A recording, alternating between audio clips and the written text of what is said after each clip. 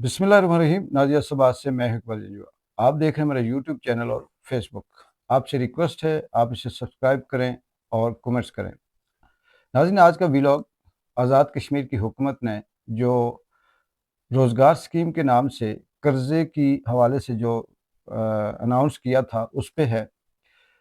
अगर आपका कोई सवाल हो, तनकीद हो या आप मेरी बातों से इत्तफाक ना करते हों या करते हों, आप नीचे कमेंट्स में ज़रूर बताइएगा। इंशाल्लाह मैं अगला व्लॉग आपकी उन ही कमेंट्स के ऊपर या आपकी जो तनकीद होगी या सवाल होंगे उस पर करूँगा। आज़ाद कश्मीर की हुकूमत जो पीपल्स पार्टी की जैसे ही यहाँ पे आई थी, चौधरी अनवारुल हक के हुकूमत ख़त्म होने के बाद, तो फैसल राठौर साहब ने बहुत जल्द ही एक स्कीम अनाउंस की थी कि वो लोग जो अपना कारोबार करना चाहते हैं, बेरोज़गार हैं, और उनके लिए एक इनिशिएटिव उन्होंने लिया। 5 लाख से लेकर 20 लाख तक कर्ज़ों का अनाउंस किया। उसमें बहुत से ऐसे था कि ऑनलाइन भी आप अप्लाई कर सकते हैं और मैनुअल भी। 5 लाख के लिए ₹500 फ़ीस थी, 10 लाख के लिए 1000, 15 लाख के लिए 1500 और 20 लाख के लिए 2000 फ़ीस थी। ये पहली दफ़ा मैंने देखा कि उस कर्ज़ा स्कीम के लिए बहुत से ऐसे हमारे जानने वाले भी थे जिन्होंने ज़िंदगी में पहले किसी पे एतबार नहीं किया, लेकिन ये समझ कर कि चलें 5 लाख मिल जाएगा, ₹500 का फ़ॉर्म या ऑनलाइन जो फ़ॉर्म है वो फ़िल करके स्कीम में हिस्सा ले लेते हैं। उस वक़्त भी बहुत सी बातें हो रही थी, लेकिन लोग ये समझते थे कि चलें ₹500 है, कोई बड़ी बात नहीं है। अच्छा, उसके बाद फिर कुछ टाइम गुज़रा तो हमने भी इस पे बातें करते रहे बाकी भी कि शायद ये हुकूमत जो है ये खा गई या भूल गई या फिर ये पता नहीं क्या कर रही है, और तरह-तरह की खबरें आती रही। लेकिन खुदा खुदा करके अनाउंस हुआ और वो 5 लाख, 15 लाख या 20 लाख की जो स्कीम थी, उसके आजकल चर्चे भी हैं और बैंकों में इतना रश भी है और लोग अफरा-तफरी में भागम-भाग इधर-उधर दौड़ रहे हैं कि उसके अंदर जो शराइत हैं, ज़ामन हैं, उन्हें किसी तरह से पूरा किया जाए। इस कर्ज़ा स्कीम में सबसे पहले नाज़रीन मैं आपसे शेयर करूँगा कि 5 लाख के जो कर्ज़ा है, इसकी शराइत क्या है जिनने 5 लाख लेना है। 2 ज़ामन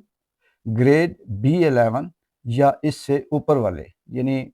ग्रेड बी से B11 से B11 से लेकर तो 17-18 के ग्रेड के 2 ज़ामन हों जो आपकी ज़मानत दें, और ज़ामन के 6 चेक दस्तखतशुदा, यानी वो ब्लैंक चेक दस्तखतशुदा जो ज़ामन होगा सरकारी, वो देगा साथ। अगर 2 हैं तो इसका मतलब 12 चेक हो गए। साथ सैलरी स्लिप और शनाख्ती कार्ड की कॉपी भी देगा। और फिर इसके बाद 5 लाख से 20 लाख तक इसमें ज़मीन, रहन या सोने के ज़ेवरात रहन अकाउंट की शराइत, नए कारोबार के लिए account plus letter pad plus मोहर, और जारिया बिजनेस अकाउंट के लिए बिजनेस अकाउंट के फ़ोटो और लेटर पैड और मोहर। ये शराइत हैं जो कर्ज़ा जिन्होंने लिया, जिनके नाम आए हैं, या जो ऑनलाइन भी है उस पे भी लिखा हुआ है कि claim has been forwarded to AJK bank, और आप कंसर्न डिपार्टमेंट से या बैंक से रुजू कर सकते हैं। बहुत से लोग बैंक से रुजू कर रहे हैं, उन्हें यही कहते हैं कि आपका कर्ज़ा मंजूर हो गया है, आप फलां दिन आएँ, बैंक में अकाउंट ओपन करवाएँ और उसके बाद जो अगली शराइत है वो पूरी करें। ये जो शराइत हैं इस पे नीचे मार्कर से लिखा हुआ है कुल कर्जे की रकम का 20% अकाउंट में जमा करवाना होगा। ये आपको नज़र आ रहा होगा, ये लिखा हुआ है। अच्छा, इसके अलावा एक और फॉर्म है, वो ईज़ी है, उसमें सिर्फ first name, last name, address, शनाख्ती कार्ड और इस तरह से एक डेमोग्राफ फॉर्म सा है वो फिल करना है, वो चले ईज़ी है। अच्छा, कहने को ये 4, 5, 6 शर्तें हैं जो लगता है कि इतनी कोई बड़ी बात नहीं है, वो आसानी से बंदा पूरी कर लेगा। यहाँ पर जो मैं समझा हूँ, ये जो मैंने देखा, या जो मेरे लोगों से बातें हुई आम आदमी से, उनके मुताबिक ये शराइत इतनी सख्त हैं कि आम आदमी भी इसे पूरा करना उसके लिए बहुत मुश्किल है। सख्त का मतलब ये है कि कॉमन सी बात है कि आजकल का जो माशरा चल रहा है, जो दौर चल रहा है, इस दौर में कितने लोग ऐसे होंगे जिनको 2 सरकारी ज़ामन मिल जाएँ, वो चाहे ग्रेड 11 के हों या 15 के, 16 के, 17-18 के कोई भी हों।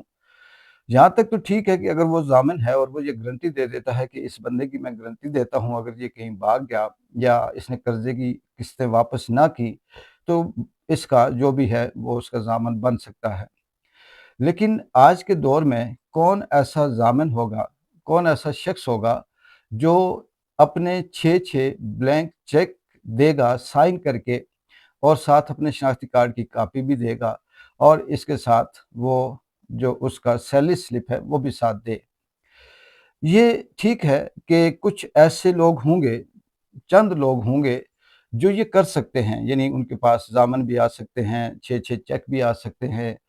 और ज़मीनों की जो नकूल हैं वो भी वो ले सकते हैं, ज़ेवरात भी कुछ लोग रख सकते हैं। लेकिन यहाँ सवाल ये पैदा होता है नाज़रीन कि हुकूमत या रियासत, इसकी कोई भी अगर पॉलिसी है, वो पॉलिसी उसका अगर आम आदमी को फ़ायदा ना हो या जो गरीब तबका या जिसके लिए उसे अनाउंस किया गया है, अगर वो उससे मुस्तफ़ीद नहीं हो सकता, उस पॉलिसी से चंद लोग या उस स्कीम से चंद लोग जो मुस्तफ़ीद हों, तो क्या ये कहा जा सकता है कि वो स्कीम आम आदमी के लिए है? क्या ये कहा जा सकता है कि उस स्कीम से गरीब या वो शख्स जो कारोबार शुरू कर रहा है या वो शख्स जिसने कारोबार शुरू किया हुआ है, उससे बेहतर करना चाह रहा है, क्या उस तक कहा जा सकता है कि वो उसे फ़ायदा होगा? यहाँ आप जैसे सुन रहे हैं बहुत से साथी या बहुत से लोग ऐसे भी हैं जो ये तनकीद करते होंगे कि हुकूमत ने तो स्कीम दे दी है, अब ये शराइतें होना तो ज़रूरी हैं, इसके अलावा तो काम नहीं बनता। या फिर बहुत से लोग ऐसे भी हैं जो ये सोचते होंगे या ये कहेंगे कि इंस आप किसी हाल में खुश नहीं हैं, हुकूमत ने अगर ये कर्ज़े के लिए स्कीमें दी हैं,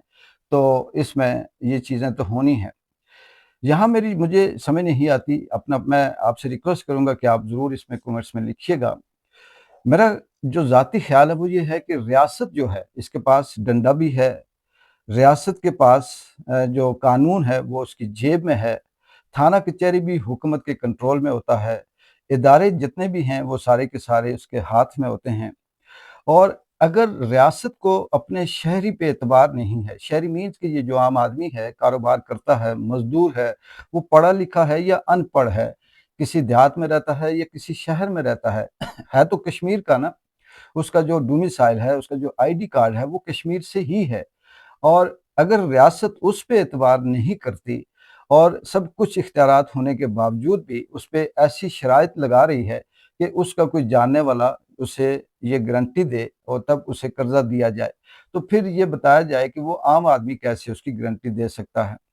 यहाँ ये भी आप माशरे में देखते होंगे कि हर दौर में, चाहे वो आज से 40 साल पहले कर्ज़ा उतारो मुल्क सवारो की स्कीम हो या रोज़गार को बड़ा बेहतर करने की स्कीम हो या कोई गाड़ियों की, ट्रांसपोर्ट की, या पिछले एक अरसे में भैंसों की स्कीम आई थी कि जी जो लोग हैं उन्हें 4-4 5-5 भैंसें दी जाएँ और वो अपना काम करें। तो देखा ये गया था कि उनकी जो शराइत थी वो ऐसी थी कि उसमें भी वही लोग फ़ायदा उठा सकते थे जो कहीं न कहीं से तगड़े बैकग्राउंड से उनका ताल्लुक था, चाहे वो हुकूमत के हवाले से हो या सियासी हवाले से हो या समाजी हवाले से हो या सरकारी हवाले से हो। ज़ाहिर-सी बात है कि जब ये स्कीम अनाउंस हुई होगी, तो इसमें बहुत से ऐसे लोगों ने भी अपनी दरख्वास्तें दी होंगी जिनका जिस भाई या बाप या चाचा, ताया, करीबी किसी अच्छे ओहदे पे होगा, कोई प्रोफ़ेसर होगा, कोई किसी पुलिस में होगा, किसी एडमिनिस्ट्रेशन के अंदर होगा और वो उसके लिए आसान होगा कि वो ये शराइत पूरी कर सके। कुछ लोग होंगे जिनके पास ज़ेवरात भी होंगे, ज़मीनों की नक़लें आसान होंगी, बहुत से पटवारी ऐसे होंगे जिनके रिश्तेदारों ने ये दरख्वास्तें दी होंगी और वो आसानी से ये क्वाइफ पूरे कर सकते होंगे। लेकिन बात फिर वही है, सवाल फिर वही है कि यहाँ पर आम आदमी की बात हो रही है। क्या रियासत आज़ाद कश्मीर की हुकूमत या फैसल राठौर साहब ये नहीं जानते या कोई भी हुकूमत है वो ये नहीं जानती कि हमारे यहाँ कितने लोग ऐसे हैं जो ये ज़मानत दे सकते हैं। यहाँ मैंने देखा है नाज़रीन, बल्कि अक्सर आपको भी इस चीज़ से पाला पड़ा होगा कि आईडी कार्ड बनवाना हो या बे फॉर्म बनवाना हो या डोमिसाइल बनवाना हो या इसके अलावा डेथ या बर्थ सर्टिफिकेट बनवाना हो, तो इसके लिए भी आम आदमी कितना ख्वार होता है, उसे साइन करने के लिए, अटेस्ट करने के लिए बड़ी दौड़-भाग करनी पड़ती है। तो ये जो कर्ज़े की ये जो इन्होंने शराइत रखी हैं, اس میں عام آدمی کے بس میں میرا یہ خیال ہے ذاتی میرا کہ وہ اس کی اپروچ میں نہیں ہے۔ حکومت کا یہ کہنا ہو سکتا ہے یا حکومتی اہلکاروں کا یا سیاسی رہنماؤں کا یہ کہنا ہو سکتا ہے کہ حکومت نے تو اپروو کر دیا، یہ جو شرائط ہیں یہ بینک کی طرف سے ہیں یا ادارے کی طرف سے ہیں یا سیکیورٹی پرپز کے لیے ہیں، تو پھر وہی بات ہے کہ کیا بینک حکومت کے اختیار سے باہر ہے یا سیکیورٹی پرپز، جو میں نے آپ کو پہلے بتایا کہ وہ ریاست جو آدمی کو زمین کے نیچے سے نکال کے لے آتی ہے، جو اس کا زمین، اس کی خاندان، اس کے جتنے بھی اکاؤنٹس ہیں وہ سارے سیز کر دیتی ہے، اور کیا اسے ضروری تھا کہ وہ یہ ساری ضمانتیں وہ پوری کرواتا، یا اس کی جو شرائط ہیں وہ یہ سخت جو شرائط رکھی ہیں یہ ہونا ضروری تھی؟ بات وہی ہے، ہماری پہاڑی میں کہتے ہیں کہ بکری نے دودھ دیا لیکن مینگ نے ڈال کے دیا۔ فیصل راٹھور صاحب، آپ کا شاید کہ آپ نے سوچا ہو کہ یہ لوگ سارے کے سارے گھاس کھاتے ہیں یا پھر مجبور ہیں یا پھر بے بس ہیں، یا بس ٹھیک ہے، وہ مجھے بات بھی یاد آتی ہے، جیسے فرض کرتے ہیں، اگزامپل دیتے ہیں کہ بچے ہوں اور وہ رو رہے ہوں اور وہ ماں کو تنگ کر رہے ہوں کہ ہمیں بھوک لگی ہے، کھانا چاہیے۔ اب ماں نے کھانا تو بنا دیا، اب وہ سوتیلی ماں تھی، اصل ماں ہوتی تو خیال رکھتی، سوتیلی ماں نے کھانا تو بنا دیا لیکن اس میں مرچیں اتنی ڈال دی کہ وہ بچے کھا ہی نہیں سکتے، اور اس کے بعد جب وہ بچے روئیں گے تو ماں یہی کہے گی کہ میں نے کھانا بنا دیا، کھانا ہے تو کھاؤ، نہیں کھانا تو چھوڑ دو۔ پھر ایک اور بھی اس سے ملتی جلتی وہ کہانی آپ نے سنی ہوگی کہ ایک لڑکی تھی، اس کا نام رادھا تھا، بہت اچھا ناچتی تھی، اور اسے جب ناچنے کا دل نہیں ہوتا تھا یا وہ ناچنے سے منع نہیں کر سکتی تھی تو وہ شرطیں رکھ دیتی تھی، ہر بار ایک نئی شرط رکھتی تھی، اور اس نے یہ کہا جی کہ اگر میں تب ناچوں گی جب 9 من تیل ہوگا، تو کیونکہ 9 من تیل اس زمانے میں بہت زیادہ ہوتا تھا اور وہ مہیا کرنا بہت مشکل تھا، تو اس سے یہ مثال قائم ہوئی کہ نہ 9 من تیل ہوگا، نہ رادھا ناچے گی، نہ 2 ضامن ملیں گے، نہ 6 بلینک چیک کوئی دے گا، نہ کوئی سیلری سلپ اپنی دے گا، نہ کوئی آئی ڈی کارڈ دے گا، نہ مہر ہوگی، نہ باقی جو چیزیں ہیں وہ پوری ہوں گی۔ تو پھر وہی والی بات ہے کہ اگر اگزامپل دیتے ہیں کہ یہ جو قرضے کے جو اپلیکیشنز ہیں، یہ 30,000 40,000 لوگوں نے اپلائی کیا، تو اس میں سے 5,000 یا 10 بھی زیادہ ہے، اگر 5,000 مستفید ہوتے ہیں تو یہ فیصل راٹھور صاحب، میں یہ نہیں کہہ سکتا یا میری سمجھ میں یہ نہیں آتا کہ آپ اس کو کامیاب کہیں یا آپ یہ کہیں کہ یہ آپ نے بہت اچھا اناؤنس کیا۔ دوسرا یہ بھی ہے جو ہماری سمجھ میں آتا ہے ناظرین، کہ پالیسی جب ریاست اناؤنس کرتی ہے یا کوئی ملک یا حکومت جب پالیسی بناتی ہے تو اس پالیسی کا مقصد یہ ہوتا ہے کہ جو بالکل لو لیول کے لوگ ہوتے ہیں وہاں سے لے کر اوپر تک جتنے بھی ہیں وہ سارے کے سارے اس سے مستفید ہوں، اور پھر اس پالیسی کو آسان اور عام آدمی کی اپروچ کے لیے ایسا کیا جاتا ہے کہ اگر واقعی نیت صاف ہے، وہ مرچیں ڈالنے والی بات نہیں ہے یا 9 من تیل والی بات نہیں ہے، تو پھر وہ عام آدمی آسانی سے اسے فائدہ اٹھا سکتا ہے۔ لیکن جب آپ شرائط سخت رکھیں گے تو ماضی کے تجربات بھی یہ سامنے آئے ہیں کہ قرضہ بھی وہی لوگ لیتے ہیں جن کے پاس پہلے سے پیسے بھی ہوتے ہیں اور حالات ٹھیک ہوتے ہیں، اور بعد میں اثر سوخ استعمال کر کے وہ لوگ قرضہ معاف بھی کروا لیتے ہیں۔ لیکن یہ چند لوگوں کو، چند مخصوص لوگوں کو جس سے فائدہ ہو، یہ پالیسی میری سمجھ سے باہر ہے۔ اگر کسی کی سمجھ میں آتی ہے تو پلیز وہ ضرور اسے مجھ سے شیئر کرے، اور میں آپ کے ہر اس سوال کا اس معاملے میں جواب دینے کے لیے تیار ہوں کہ کس طرح سے یہ عام آدمی کی اپروچ میں ہے اور کس طرح سے یہ عام آدمی سے فائدہ اٹھا سکتا ہے۔ ہاں، بہت سے لوگ ایسے تنقید بھی کرتے ہوں گے کہ یہ سب صحیح ہے، شرائطیں ہوتی ہیں، تو میں نے کل ایک ویلوگ کیا تھا، اس میں وہ پاپڑ والا، اگر آپ نے نہیں ہے تو دیکھیے گا، کہ ہم لوگ بنیادی طور پر ظلم، زیادتی، جبر، بربریت، نفرت، تعصب، 2 نمبری، فراڈ، کرپشن، بے ایمانی، ان سب کے عادی ہو چکے ہوتے ہیں، اور جب ہمارے ساتھ کوئی اچھی سے بات کر لیتا ہے، جب ہمارے لیے کوئی آسانی سے راستہ کھولتا ہے تو ہمیں بڑی خوشی ہوتی ہے، ہم یہ سوچتے ہیں کہ شاید یہ کوئی فرشتہ ہے۔ اس کی وجہ یہ نہیں ہوتی کہ ہمیں پہلی دفعہ یہ چیز ملی، وہ اس کی وجہ یہ ہوتی ہے کہ ہم اس ظلم کے عادی ہو چکے ہوتے ہیں۔ تو یہ حکومت کی جو شرائط ہیں، یہ جو حکومت کے اس طرح کی باتیں ہیں، یہ جو جواب ہیں، اس سے ہم اتنے عادی ہو چکے ہیں کہ ہمیں یہ لگتا ہے کہ واقعی یہ جو سب کچھ ہوا بہت اچھا ہوا اور یہ ہونا چاہیے۔ अब यहाँ सवाल ये भी है कि क्या ये स्कीम वाक़ई आम आदमी के लिए है? क्या ये स्कीम से गरीब आदमी या अपना कारोबार बेहतर करने वाला या कारोबार नए सिरे से शुरू करने वाला उससे फ़ायदा दे सकता है, वो इस तक पहुँच सकता है? या आम जो कारोबार करने वाला है, वो इस वक़्त कहाँ खड़ा है? दूसरा ये भी याद आया कि अगर कोई एहलकार हुकूमत का या हुकूमत ये कहे कि ये बिला सूद कर्ज़ा था, यानी हुकूमत ने बड़ा इनिशिएटिव लिया कि उसने अवाम को उतने ही पैसे दिए जितने पैसे उसने लिए उतने ही वापस लेगी, यानी सूद नहीं होगा। तो यहाँ ये भी है कि अगर 5 लाख की हद तक अगर कोई कर्ज़ा लेता है, तो 1 लाख तो वो बैंक में जमा करवाएगा। ये बैंक की शर्त है कि वो 20% जमा करवाएगा, तो 1 लाख बैंक में जमा हो गया। पीछे बचा 4 लाख। फैसल राठौर साहब हों या इनके एहलकार हों या जितने भी असम्बली के लोग बैठे हैं या वो लोग जानबदारी से बता दें कि ये जो ज़मीनों के नकूल हैं, कागज़ात हैं, ये हो गए या दीगर जो काम है ये करने के लिए क्या पटवारी पैसे नहीं लेगा? क्या ये काम ऐसे ही हो जाएगा?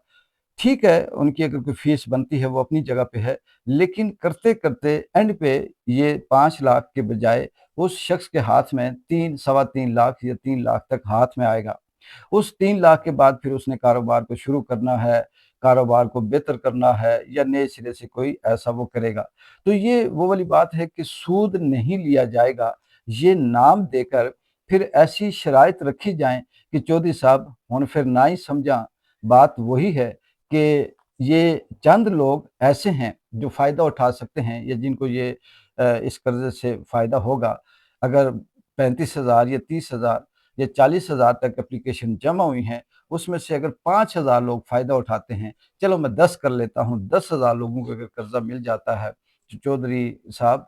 या फैसल राठौर साहब, ये मेरे ख़्याल में ये 0% रेशो बन सकती है, इसमें कोई फ़ायदा नहीं है। आप जैसे ही होंगे जो आपसे ही सिफ़ारिशें करवाएँगे, लेकिन ज़रा सोचिएगा कि अगर आपने आम आदमी के लिए कुछ करना था, दवाएँ लेनी थी और अगर आपने कोई ऐसा इनिशिएटिव लेना था, तो ऐसा लेते कि आप मुझ जैसा बंदा भी जिसने 500 तो ज़ाया कर दिया, है मैंने नहीं किया लेकिन एग्ज़ाम्पल देता हूँ कि 500 तो ज़ाया कर दिया, तो उसका उससे कोई फ़ायदा भी होता।